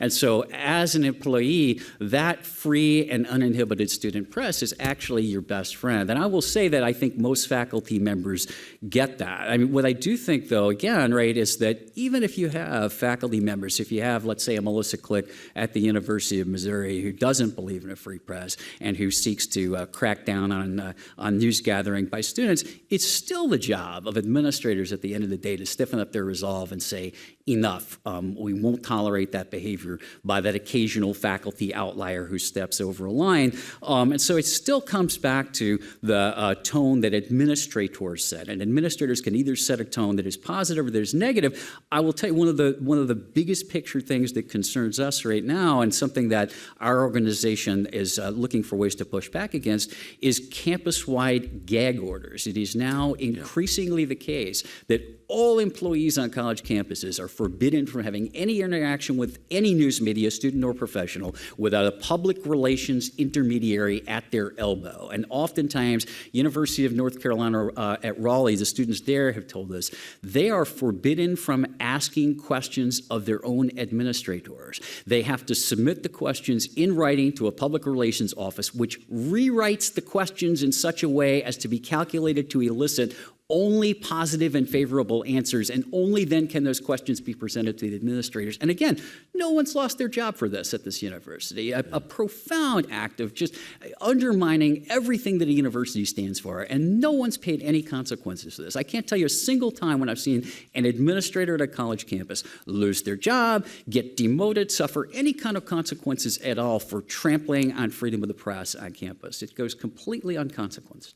There's actually a story being reported today about a small college where that gag order was issued, then it was made voluntary, and I think the critic of the order said, well, that's sort of the North Korea idea that you can speak in freely. It's just a question of will you be free after you've spoken. So, I want to speak on this, so I want to let Courtney have a chance, but I want to talk about this question of the faculty attitudes. Okay.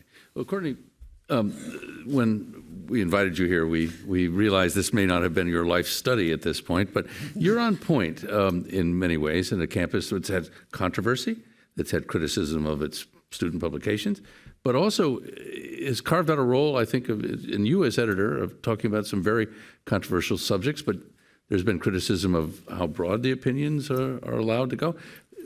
give us a sense of what it's like to be in your chair right now in terms of that ability to speak freely, and even the fact that your faculty advisor is here, you still can speak freely, I think. Yeah, so I am the editor of the student paper at American University. I say that I have two roles on campus. I am both a student and I am an editor. So I am part of the community that we cover, and I also cover it. I'm a reporter. So how I speak freely as an editor is different than I speak freely as a student. I'm friends with, for example, we had, after the president was elected in November, some students decided to burn the flag on campus, and that was a really controversial moment. I am friends with some of the people that were part of the protest, and I'm also a reporter covering the protest. So it's a really interesting juxtaposition of who I am as a journalist and what my values are as a journalist versus a student. In terms of, someone mentioned censorship, I would say we have a similar issue from what Frank said of going through PR and image control. About a month or so ago, there was a hate crime on AU's campus, and they held a press conference. We as student journalists, and the role as journalist and student, were allowed inside the press conference, but our student peers were not. So they brought in outside media, whether that be NBC, CNN, ABC, that wanted to cover the story. I could be in the room, but my classmates could not. Likewise, when there, a couple days earlier, was a student town hall type of event where students could attend, there were probably 300 students in the room, and press were not allowed in. I could still go in because I have my role as student and journalist, but press can't go in. So the image issue is definitely a thing at AU in terms of what Frank said. When you and your staff think of your role, is it to be a independent voice and others to lead, in effect, sometimes, or is it to reflect? And I know there will be a mix of that, but what's the tilt? Is it to reflect the campus, or is it to lead the discussion, to drive a discussion in terms of your own voice and your own ability to speak out? It depends on the day. That's a fair answer. Yeah, I will say one example I've thought of us leading a discussion. We did a story, Ambassador Kislyak, Russian Ambassador Kislyak, who... I think we've heard of him. Yes, if you've heard of him. He actually serves on a advisory board for an institute at AU that does sends students on scholarships to Russia to learn about Russian culture, Russian language, Russian history. And we did a story on his involvement a couple weeks ago.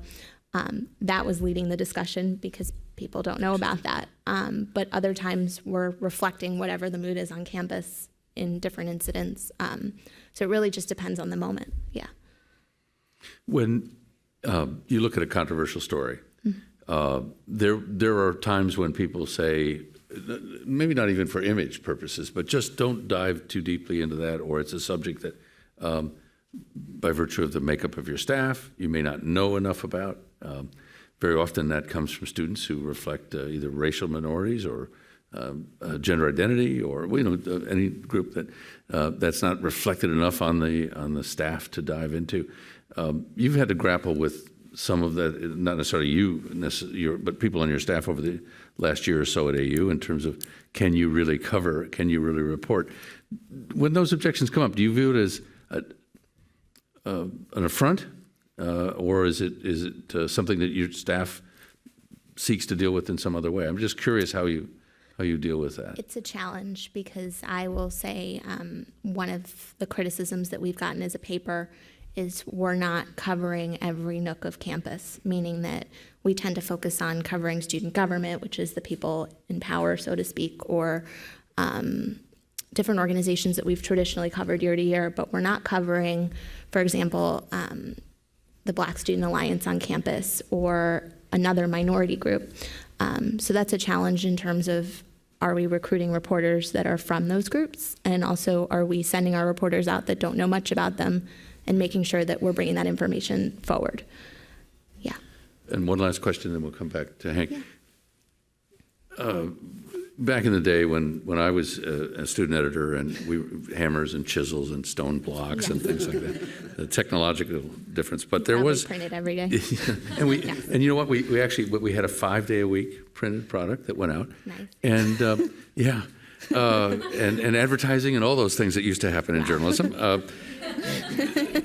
But there was a sense of us being a voice, and I think that there was a challenge here about in the how to speak for people. There are so many ways now that students can speak. I mean, they can use this little thing to reach a huge audience. It's also a problem confronting professional journalists. But as a student editor, where do you see yourself in that? In a sense, that free speech pantheon. There was a time when you were the only mechanism, not you, student journalists, the only way for students really to have a voice was to speak out through the paper, whether it did it well or not. But you're now a very different part of a mix of information flow on a campus. How do you position yourself, or how do you hope you're positioned on your campus and your publication? I'd say it's two-pronged. There's pluses to everyone having a smartphone, and there's negatives. The pluses are that we get information that we otherwise wouldn't have gotten. There was an instance this year where we didn't have photos of something, and someone happened to be walking by on their phone and took some pictures and sent them to the paper.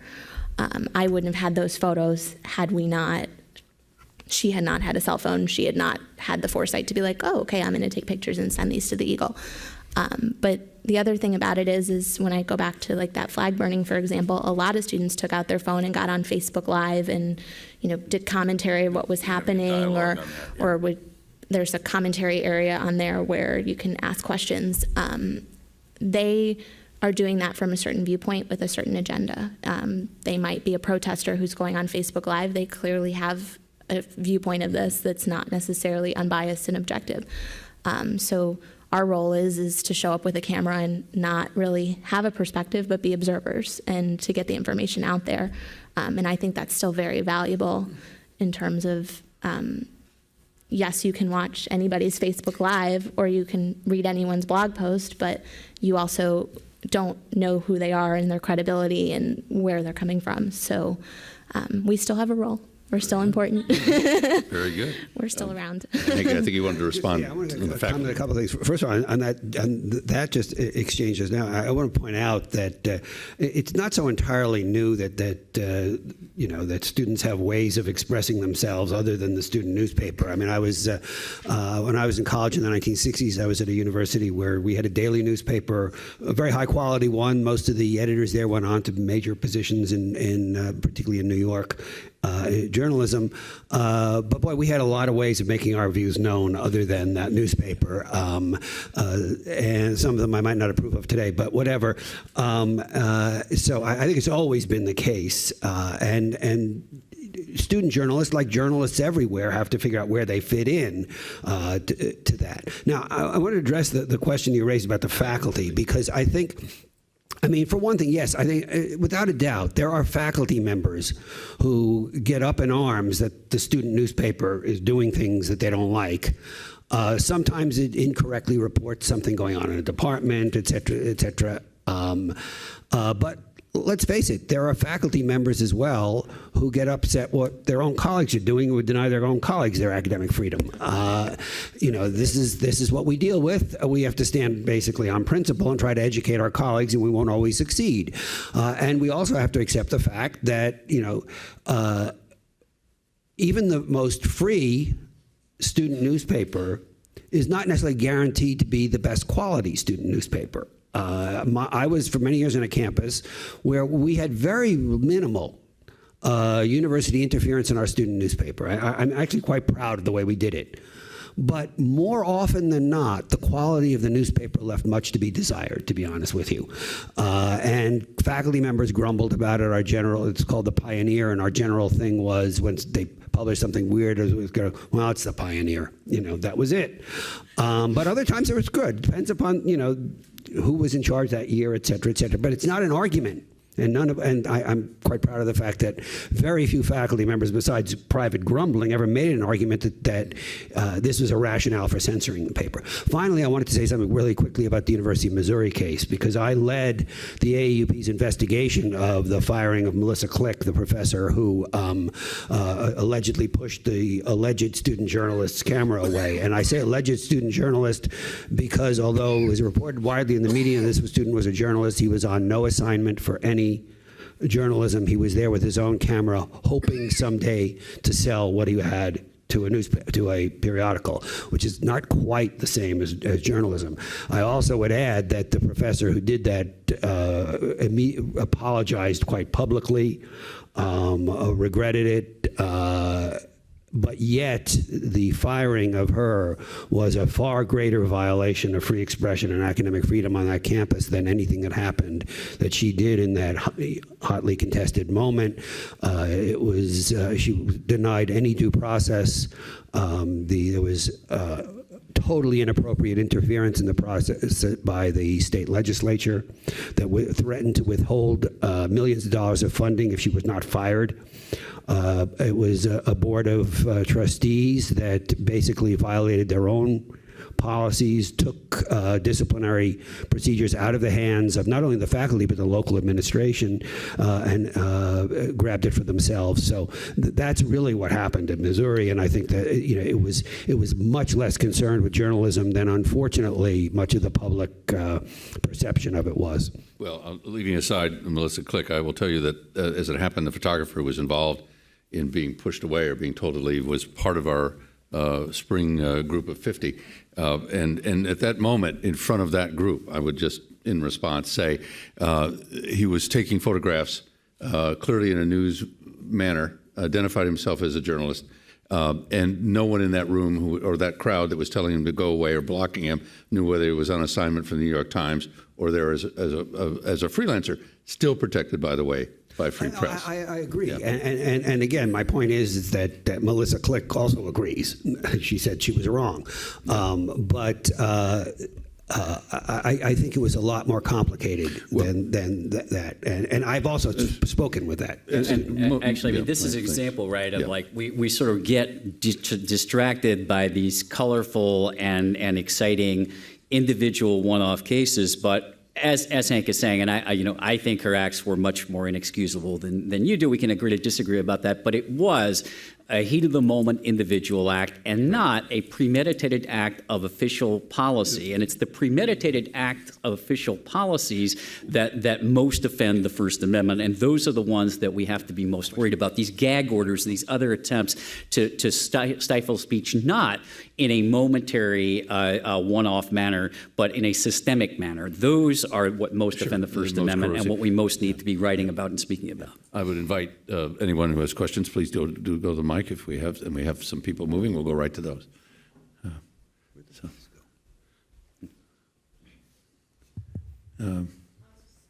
Well, we won't be able to hear you though on the video, so I'm sorry that microphone was moved back. You could actually pull that out. Get it. Let's go out into the light. This is the House of Free Speech and Freedom and Light, and now of course you've got to tell. There we go.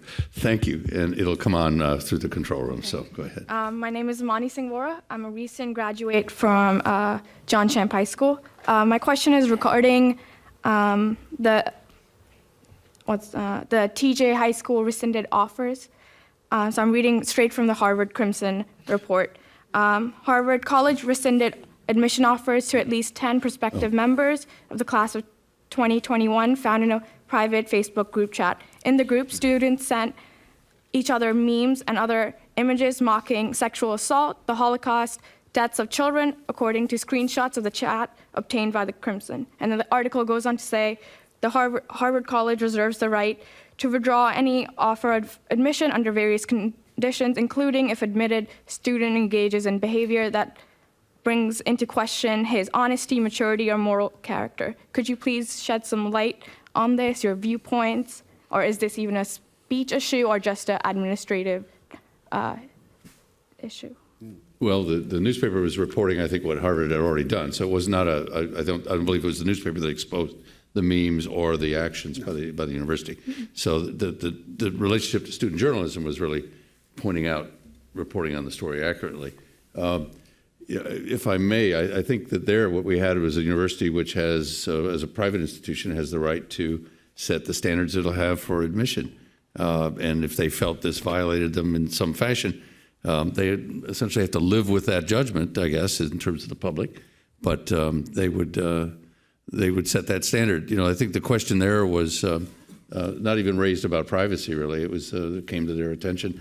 One of the things in terms of that responsibility issue is that, we I think sometimes assume that youthful indiscretion and or and only my friends will see it is a protective measure. And clearly here you just had a circumstance where a private institution said that expression is something, and remember the First Amendment controls the government. Is something we don't like, and off we go. So I think I'm fairly characterizing. But I do think Harvard, as a private institution, had the right to do that. But there is a broader question of what are the limits in which an institution, private or especially public, what if it had been a public institution, have the right to look into or judge people on the basis of their communications outside the institution on its content. And it's a difficult call. I mean, it's another one of these things that, like, can I or should I? There's a lot of things you want to teach students is say, you're in your legal right to be a jerk on Facebook, but please don't ruin your life by being a jerk on Facebook. Very good. Come over here to a question. My question is for Mr. Lamonta. As a former proofreader for The Technician, the school newspaper of North Carolina State University at Raleigh, could you please clarify if you meant UNC at Chapel Hill or you said UNC at Raleigh, and there is no such an institution. Yeah, I'm sorry, and it was one of the, I beg your pardon, it was one of the UNC schools, not Chapel Hill, but it was one of the UNC branches. It's in the report, actually, and I just don't have the report in front of me. It was one of the branch campuses. In the UNC school system of North Carolina, but the one in Raleigh retained its name, exercising its free speech. Of North Carolina State University. I actually visited the campus, and the students there and the advisor told me that we're under this edict and have been for several years to submit all of our questions in writing to the public relations office, and we're asking, was there a legal way to get relief from that? In the report we said UNC Chapel Hill. Chapel Hill. Oh, okay. Thank you for that clarification. Yeah, so I have to go back and look mater. into where that originated from. So we have a question here on the issue of free speech. Hi. So my name is A.K. Bernini, and I am an aspiring journalist. But I'm also a student athlete at a small college in New Orleans, and we're actually not allowed to talk to our newspaper without our coach or our AD right beside us. So as a journalist, I feel like I should be able to speak, if not to my colleagues and my peers, without my coach standing over my back. Do you have anything to say about that? So my predecessor, so two before me, her name's Shannon, is on the swim team and was also our editor-in-chief, and had a really big issue because she could not interview her teammate if she wanted to for the paper without the communication professional's permission. So Shannon had the same issue, and we had that. We continue to have that issue where we can't talk to an athlete without and of course, someone at a in front of private them. institution where the First Amendment doesn't apply, there's probably not a constitutional remedy there, but I will say that the National Labor Relations Board has recently issued some guidance that does apply in the private setting, and it is entirely possible that these type of blanket gag orders at private institutions on students, or certainly on salaried employees, are a violation of the National Labor Relations Act. And at public institutions, there's every reason to believe that a blanket gag order, particularly on students, is a violation of the First Amendment, especially if there is some punitive consequence associated with it. I know a lot of folks at colleges are prone to say, well, participating in athletics is a privilege and we can take that privilege away from you. And that would have been a really good answer in 1950, but it's not the law. It hasn't been the law for many, many years, and the Supreme Court has said over and over again that there's no distinction between somebody taking a privilege or a right away from you. If it's meant to deter your exercise of speech, then it's unconstitutional. And so colleges are just begging to be sued over that. They're absolutely begging to be sued over that. And I really do hope that we see encouragingly, right, there are athletes like the football players at Northwestern that have started to organize and assert their rights. And I really am encouraged by that trend. I hope that students will advocate for the ability to have those unfiltered conversations with their peers, including the news media, because that should be the law, and I think it is the law today. Very good. Well, we have arrived at the end time for these two panels. I want to thank all of our panelists for being with us today, and also to thank you for being here.